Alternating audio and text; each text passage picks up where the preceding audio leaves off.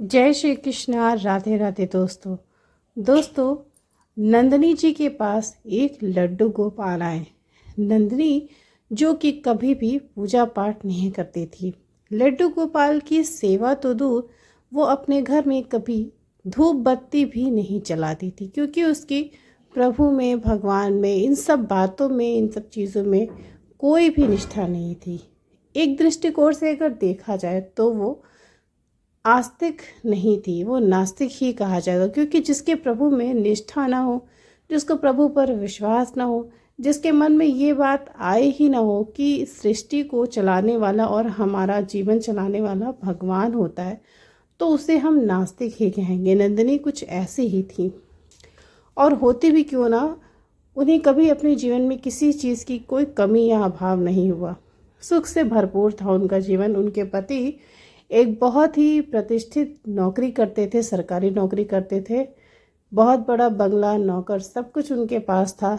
लेकिन कहीं जीवन में एक ऐसी बहुत बड़ी कमी भी थी, जिसकी वजह से अंदर से नंदिनी बहुत ज़्यादा उदास रहती थी, और वो ये थी कि नंदिनी के विवाह के 12 वर्ष के बाद भी उसकी कोई भी संतान नहीं थी। नंदी के पास जो भी धन समृद्धि थी, उनसे वो दान पुण्य तो बहुत करती थी। गरीब बच्चों को, असहाय लोगों के लिए काफ़ी सहायता, बहुत सारा दान करती थी, लेकिन वो कभी भी भगवान के समक्ष अपना शीश नहीं झुकाती थी। कभी भी भगवान से अपने सुख के लिए, अपनी इच्छा के लिए प्रार्थना नहीं करती थी। उसका सोचना ये था कि भगवान जैसा कुछ इस संसार में नहीं होता है, हम जो भी करते हैं उसी का ही फल हमें मिलता है, और पैसे की ताकत से सब कुछ पाया जा सकता है। लेकिन यहाँ पर उसकी सुख समृद्धि बिल्कुल भी बेकार हो चुकी थी, क्योंकि संतान का सुख उसे नहीं मिला था। दोस्तों, एक बार की बात है, नंदिनी की छोटी बहन पूनम, जो कि राधा कृष्ण की बहुत परम भक्त थी, वो हर रोज़ अपने घर में ठाकुर सेवा करती थी, बाल गोपाल की सेवा करती थी।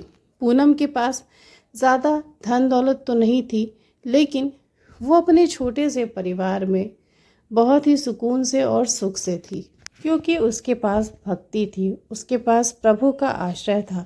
इसलिए धन कम होने की वजह से भी पूनम अंदर से बहुत ज़्यादा संतुष्ट थी। लेकिन अपनी बड़ी बहन नंदिनी के इस दुख के लिए वो बहुत दुखी रहती थी। वो मन ही मन राधा रानी से प्रार्थना करती थी कि हे किशोरी जी, मेरी बहन की भी गोद भर दो, उसका ये दुख मुझसे देखा नहीं जाता। अपनी बहन के लिए हमेशा प्रार्थना करती थी, लेकिन विधि के विधान को कोई भी नहीं बदल सकता। एक बार की बात आई, पूनम की बड़ी बहन नंदिनी के विवाह की 13वीं वर्ष गांठ पड़ी, और उसके घर में एक बहुत बड़ा आयोजन था, जिसमें सबको निमंत्रित किया गया। पूनम उसकी अपनी छोटी बहन थी, उसका वहाँ पर जाना तो सामान्य सी बात है। आमंत्रण उसे भी था। पूनम 2-3 दिनों से तैयारी कर रही थी कि वो अपनी दीदी और अपनी जीजा जी को सालगिरह पर कौन सा उपहार देगी। उसे कुछ भी समझ नहीं आ रहा था। वो सोच रही थी कि इतना पैसा तो उसके पास है ही नहीं कि वो अपनी अमीर बहन को कोई बहुत अच्छा उपहार दे सके, क्योंकि नंदिनी के पास बहुत ज़्यादा संपन्नता थी, धन बहुत था, और छोटी मोटी चीज़ें उसकी किसी काम की थी ही नहीं।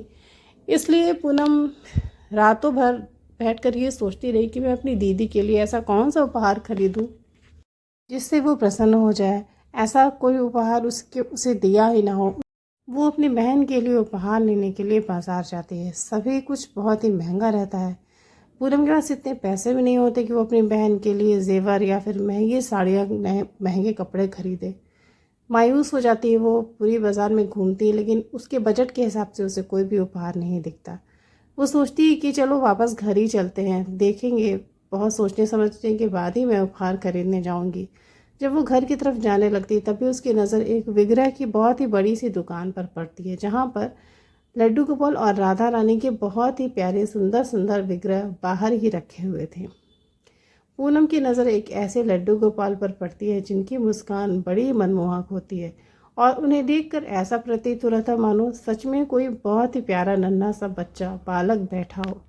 उसके सौंदर्य ने पूनम को बहुत आकर्षित किया। वो भागी भागी उस दुकान पर गई, और अचानक से उसके मन में ये बात आई कि क्यों ना मैं दीदी के लिए आज लड्डू गोपाल खरीद कर ले जाती हूँ। वैसे भी दीदी की कोई भी संतान नहीं है, उसके जीवन में भक्ति की भी कमी है। हो सकता है बाल गोपाल को अगर वो वात्सल्य भाव से उसकी सेवा करे तो उसकी गोद भर जाए।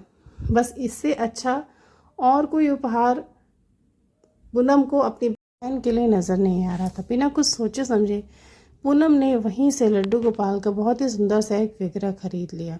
वो बहुत प्रसन्न हुई, इतनी प्रसन्न हुई मानो वो लड्डू गोपाल उसने स्वयं के लिए ही लिया हो।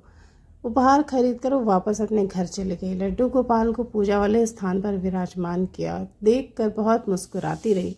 उसके मन में बड़ा आनंद था। और दोस्तों, कुछ दिनों बाद वो दिन आए जैसे नंदिनी की विवाह की सालगिरह थी। पूनम और उसके पति पत्नी दोनों तैयार होकर उसका उपहार लेकर वहाँ पहुँचते हैं। नंदिनी ने कभी सोचा भी नहीं था कि मेरी बहन मुझे पूजा पाठ की कोई सामग्री तोहफे में उपहार में देगी। वो उसे उपहार देती है। सबके जाने के बाद नंदिनी सबके उपहारों को खोल खोल के देखती है। तभी वो देखती कि उसकी बहन पूनम ने उसे उपहार में लड्डू गोपाल दिया, जिसे देखते ही उसकी जो प्रतिक्रिया होती है वो कुछ अच्छी नहीं होती। उसने सोचा था कि शायद मुझे उपहार में गहने मिलेंगे, आभूषण मिलेंगे, महंगी साड़ियाँ मिलेंगी, लेकिन इस लड्डू गोपाल का अब मैं क्या करूँगी। मैं तो पूजा पाठ करती नहीं, ना ही मुझे ठाकुर सेवा में कोई इच्छा है मेरी, बिल्कुल में मेरी निष्ठा नहीं है। लड्डू गोपाल को देखकर उसका चेहरा उतर जाता है। अपनी बहन को फ़ोन करके तुरंत पूछने लगती है कि ये तुम मेरे लिए क्या लाई हो। ना मुझसे बताती है कि दीदी, मुझे लड्डू गोपाल बहुत प्यारे लगे और मुझे ऐसा लगा कि कभी तुम्हारी संतान होगी तो ऐसे ही होगी, बस इसलिए फिर मैं लड्डू गोपाल को तुम्हारे लिए लेने से रोक नहीं पाई। तुम उनकी सेवा पुत्र मानकर उन्हें करो, बहुत ही जल्दी तुम्हारी गोद भर जाएगी, तुम्हें माँ का सुख मिलेगा, संतान का सुख मिलेगा। नंदिनी को पूनम की ये बात कुछ पसंद नहीं आती, क्योंकि इसे बहुत सारे झंझट थे ठाकुर सेवा थी। वो बोलती है कि देखो, मैं सेवा नहीं कर पाऊँगी क्योंकि मैंने कभी नहीं की है। ठीक है, तुमने दे दिया, अच्छा है, मूर्ति तो बहुत सुंदर है, लेकिन ये मेरे घर में पड़ी रहेगी, पता नहीं मैं इनकी सेवा कर पाऊँगी या नहीं। पूनम नंदिनी को बहुत समझाती कि दीदी ऐसे मत बोलो, बस तुम ये सोचो कि ठाकुर जी स्वयं तुम्हें अपने सेवा के लिए उन्होंने तुम्हें चुना है। दोनों बहनों की बात होती, फ़ोन रख देती। फिर उसके बाद अगले दिन नंदिनी सोचती कि अब इस मूर्ति का मैं क्या करूँ। उसके दिमाग में बार बार आता है मूर्ति को किसी को दे दूँ या काम वाले को दे दूँ, लेकिन फिर मन में ये बात आती कि उसकी अपनी बहन ने उसे उपहार में दिया है। अगर उसे पता चलेगा कि ये उपहार मैंने किसी और को दे दिया, ये मूर्ति किसी और को दे दी, तो पूनम को बहुत दुख होगा, बहुत बुरा लगेगा। ये सोच कर नंदिनी जो रहती है वो उपहार वाला विग्रह किसी को नहीं देती, उसके घर में यूं ही पड़ा रहता है। फिर एक दिन नंदिनी की नज़र उन पर पड़ते हुए उन्हें ऐसा नंदिनी को प्रतीत होता है कि लड्डू गोपाल मुस्कुरा रहे हैं। अब दोस्तों, जिससे भगवान के चेहरे पर मुस्कुराहट दिख गई, वो तो फिर उसकी सुंदरता का, उसके आकर्षण का दीवाना हो जाता है। धीरे धीरे लड्डू गोपाल नंदिनी के ऊपर अपना जादू चला रहे थे, जबकि वो कोई भी सेवा नहीं कर रही थी। सिर्फ लड्डू गोपाल एक शो पीस की तरह उसके घर में रखे हुए थे, लेकिन यहाँ पर उसका कल्याण होना लिखा था, इसलिए शायद ऐसा हुआ। वो जब भी उन्हें देखती थी, नंदिनी को ऐसा लगता था कि वो मुस्कुरा रहे हैं। घर में कई बार नंदिनी को ऐसा लगता है कि उसके लड्डू गोपाल मुस्कुरा रहे हैं। एक बार तो उसके कान में मैया शब्द भी गूंजे। उसे ऐसा प्रतीत हुआ कि जब भी वो लड्डू गोपाल की मूर्ति के पास आ रही, उसे कान में मैया मैया सुनाई दे रहा है। अंत में वो लड्डू गोपाल के पास जाकर अपने कान लगाती है, तो वैसी ही ध्वनि बार बार उसके कानों में सुनाई दे रही थी। उसे लगा शायद ये उसका भ्रम है, मैं ऐसा सोच रही हूँ इसलिए लग रहा है। लेकिन फिर भी नंदिनी के मन में आए कि चलो सेवा कर ही लेते हैं, अगर कोई फ़ायदा नहीं है तो शायद कोई नुकसान भी नहीं होगा। वैसे भी मैं दिन भर खाली रहती हूँ, सेवा हो जाएगी तो कोई ऐसी बहुत समस्या वाली बात नहीं है। अगले दिन से नंदिनी लड्डू गोपाल की सेवा शुरू कर देती हूँ। उसके लड्डू गोपाल के सारे आभूषण वस्त्र जाती है बाज़ार से लेकर आती है और हर रोज़ सेवा करने लगती है उनकी। उनसे कोई भी जानकारी नहीं होती कि लड्डू गोपाल का अभिषेक कैसे करते हैं, उन्हें स्नान कैसे करते हैं, कराते हैं।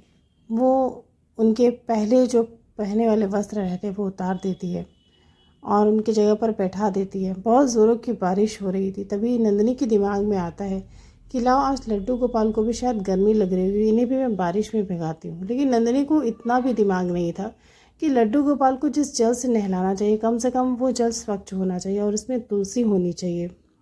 नंदिनी मूर्खों की तरह लड्डू गोपाल की प्रतिमा को अपनी गोद में उठाती है और घर से बाहर निकल जाती है। उसके दरवाजे के ऊपर छत की एक नाली होती है जहाँ से बारिश का पानी गिर रहा होता है, जिसमें मिट्टी और कीचड़ सब कुछ रहता है। नंदिनी के पास इतना भी दिमाग नहीं होता, वो लड्डू गोपाल को उसी नाली के नीचे स्नान कराने लगती है। सारा कीचड़ का पानी लड्डू गोपाल के ऊपर गिरने लगता है। नंदिनी उन्हें देखकर बहुत प्रसन्न होती है कि आज लड्डू गोपाल बारिश के पानी से स्नान करा रहे हैं। तभी उसकी बहन पूनम आ जाती है और उसकी नज़र पड़ती है नंदिनी के ऊपर। उसे ज़ोर से डांटती है कि दीदी ये तुम क्या कर रही हो, तुम गंदे जल से लड्डू गोपाल का अभिषेक कर रही हो, तुम्हारे पास दिमाग है या नहीं कि अपने बच्चे को कोई नाली के पानी से नहलाता है। लेकिन नन्ही को इतनी समझ थी ही नहीं। पूनम उसे सब कुछ बताती है, बहुत समझाती है कि लड्डू गोपाल की सेवा बहुत सफाई से की जाती है। उसकी बहन पूनम उसे बहुत समझाती है, सारे तरीके सारी विधियां बताती है। नंदिनी को भी समझ में आता है कि उससे बहुत बड़ी गलती हो रही थी। थोड़ी देर के बाद नन्ही की तबीयत खराब होने लगती है, उसके सर में दर्द होता है और उसे बहुत ज़्यादा उल्टियाँ होने लगती हैं। दोनों बहनें परेशान हो जाती कि अचानक से नंदिनी की तबीयत क्यों खराब हो गई। दोस्तों, अगले दिन पूनम अपनी बहन को हॉस्पिटल लेकर जाती है और उसका चेकअप कराती है, जिससे पता चलता है कि नन्ही गर्भवती है। ये खबर सुनते और जानते ही दोनों बहनों के होश उड़ जाते हैं, क्योंकि नंदिनी के साथ कुछ ऐसा हो गया जो पिछले 13 साल में हुआ ही नहीं। ये होना बिल्कुल भी असंभव था। नंदिनी तो यूं ही लड्डू गोपाल की सेवा सिर्फ एक काम समझ के कर रही थी। बाल गोपाल के मन में उसके लिए कोई भी भाव नहीं था। लेकिन हमारे प्यारे लड्डू गोपाल इतने उदार हैं दोस्तों, कि नंदिनी के मन में भाव देने के लिए वो हर रोज़ उसे मुस्कुराते हुए देखते थे, जिसकी वजह से नंदिनी के मन में उनकी सेवा करने की इच्छा पैदा हुई। नंदिनी, पूनम और उसके पति सभी बहुत ज़्यादा प्रसन्न थे, क्योंकि काफ़ी वर्षों के बाद कुछ ऐसा होने वाला था जिसकी उन्हें उम्मीद भी नहीं थी और जिसकी उन्होंने आशा छोड़ चुकी थी। बस उसी दिन से नंदिनी को लड्डू गोपाल से इतना स्नेह हो गया, इतना प्रेम हो गया कि अब लड्डू गोपाल में ही नंदिनी अपने संतान का रूप देखने लगी। उस दिन से ही नंदिनी के मन में बाल गोपाल के लिए वात्सल्य का भाव जागृत हो गया। दोस्तों, प्रभु हमेशा उस भक्त पर ज़रूर कृपा करते हैं जो उसका पात्र होता है। भले ही हम पूर्व जन्मों के संस्कारों की वजह से भक्ति से दूर रहें, लेकिन अगर हमारे घर में ठाकुर जी आ गए तो हमें ये समझना चाहिए कि हम परम भाग्यशाली हैं और प्रभु ने भक्ति के लिए खुद हमें चुना है। उन्हीं के मन में अपने जो उसने ऐसा कर्म किया था लड्डू गोपाल को गंदे पानी से स्नान कराने का, उसके लिए बहुत ग्लानि थी।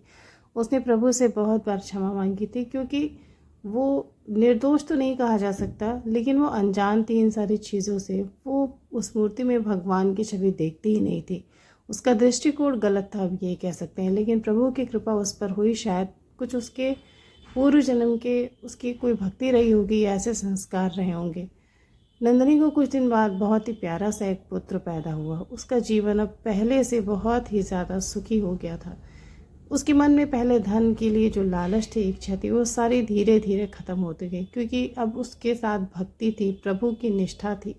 अब उसका सारा जीवन प्रभु की सेवा में ही जाने लगा। उसका बेटा भी बड़ा होने लगा। दोस्तों, नंदिनी ने धीरे धीरे अपनी सारी सुख संपदाओं का त्याग कर दिया। बच्चा तो बड़ा हो गया, लेकिन अब उसके मन में एक वैराग्य का भाव आ गया। अब वो लड्डू गोपाल को ही अपना सब कुछ मानने लगी। भक्ति उसके जीवन का उद्देश्य बन गया। तो इसीलिए कहा जाता है कि प्रभु जिस भी घर में जाते हैं वहाँ पर सिर्फ अपने भक्तों के लिए कल्याण ही करते हैं।